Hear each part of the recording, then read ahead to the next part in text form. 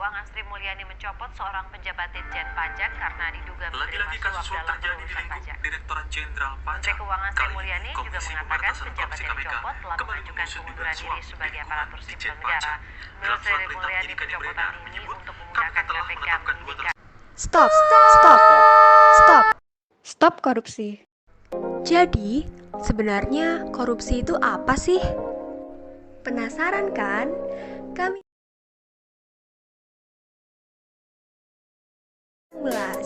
simak penjelasan dari kami ya.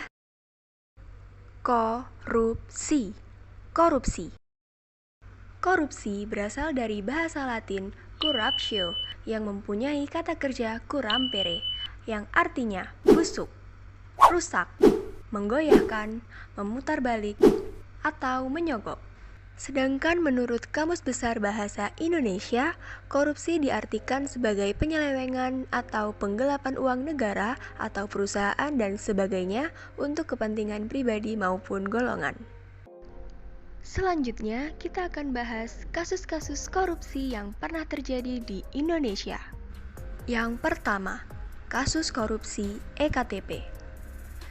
Korupsi pengadaan EKTP dilakukan oleh Setia Novanto dan kawan-kawan sejak tahun 2010. Penangkapan oleh KPK terhadap tersangka pertama kali dilakukan tahun 2014 dan sidang perdana kasus ini adalah tahun 2017.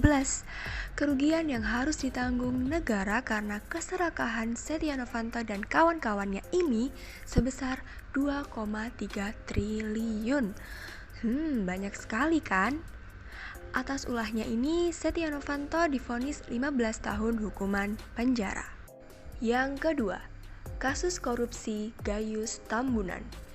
Gayus Tambunan sangat heboh diperbincangkan publik tahun 2010 hingga 2011. Pegawai Direktorat Jenderal Pajak ini menghebohkan Indonesia dengan kasus penggelapan pajak. Kelakuan Gayus Tambunan membuat malu Direktorat Jenderal Pajak dan menghancurkan semangat reformasi di Kementerian Keuangan yang sedang gencar diusung oleh Ibu Sri Mulyani kala itu. Diliput dari detiknews.com, Gayus menyebutkan kerugian negara akibat ulahnya adalah sebesar 1,52 triliun rupiah. Akibat ulahnya tersebut, Gayus Tambunan harus divonis 29 tahun hukuman penjara. Oke, sekarang kita masuk ke contoh kasus korupsi yang ketiga, yaitu kasus suap ekspor benih lobster. Kasus suap ekspor benih lobster ini dilakukan oleh mantan Menteri Kelautan dan Perikanan Edi Prabowo.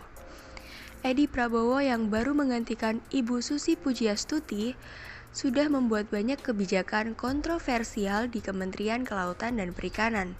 Salah satu kebijakan kontroversial tersebut adalah memperbolehkan ekspor benih lobster yang sebelumnya dilarang oleh Ibu Susi.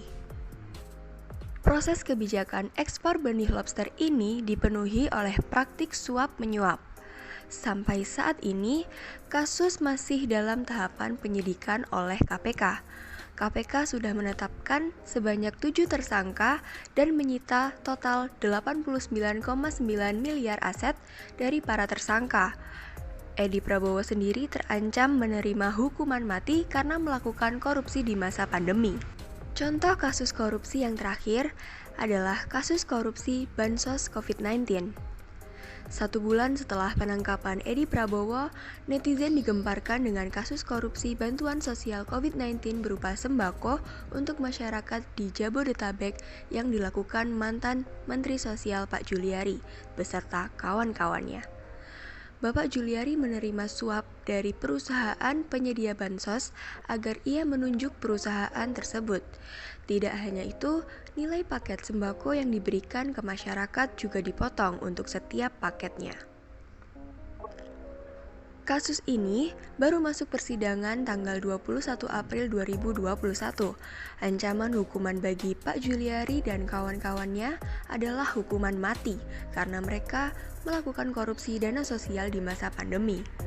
Keempat contoh kasus korupsi tadi barulah sebagian kecil dari banyaknya kasus korupsi yang pernah terjadi di Indonesia. Tindakan korupsi merupakan tindakan yang sangat merugikan negara. Korupsi dapat mengakibatkan melambatnya pertumbuhan ekonomi, menurunkan investasi, meningkatkan kemiskinan, dan meningkatkan ketimpangan pendapatan. Bahkan, korupsi juga dapat menurunkan tingkat kebahagiaan masyarakat di suatu negara loh. Di Indonesia, korupsi berkorelasi negatif dengan tingkat pertumbuhan ekonomi, investasi, tingkat belanja kesehatan publik, dan pendapatan per kapita. Korupsi di Indonesia juga berkorelasi positif terhadap kemiskinan dan ketimpangan pendapatan. Maka dari itu, perlu mengidentifikasi kerugian negara yang ditimbulkan akibat korupsi. Selain merugikan negara, korupsi juga berdampak besar terhadap citra ASN di mata masyarakat. Misalnya saja ada kasus korupsi di suatu instansi pemerintah. Masyarakat akan memandang negatif terhadap keseluruhan instansi tersebut meskipun yang lainnya menjalankan tugas dengan amanah. Maka dari itu, tindakan korupsi dapat mengurangi rasa kepercayaan masyarakat terhadap kinerja pemerintah. Ayo teman-teman, kita sebagai generasi milenial khususnya calon ASN harus bisa melawan tindakan korupsi. Budaya anti korupsi hendaknya kita lakukan sejak dini dari hal yang kecil terlebih dahulu, seperti disiplin akan waktu. Contohnya, tidak terlambat saat memasuki kelas, tidak tertidur saat kelas, dan mengumpulkan tugas tepat waktu. Perilaku tersebut mencerminkan bahwa kita sudah menghindari tindakan korupsi akan waktu loh. Contoh lain yaitu tidak melakukan plagiarisme atau mencontek karena perilaku tersebut termasuk perilaku koruptif. Penegakan budaya anti korupsi bukan merupakan tanggung jawab pihak-pihak tertentu saja, melainkan juga tanggung jawab kita semua sebagai masyarakat Indonesia agar kedepannya bangsa kita dapat bersih dari tindakan korupsi.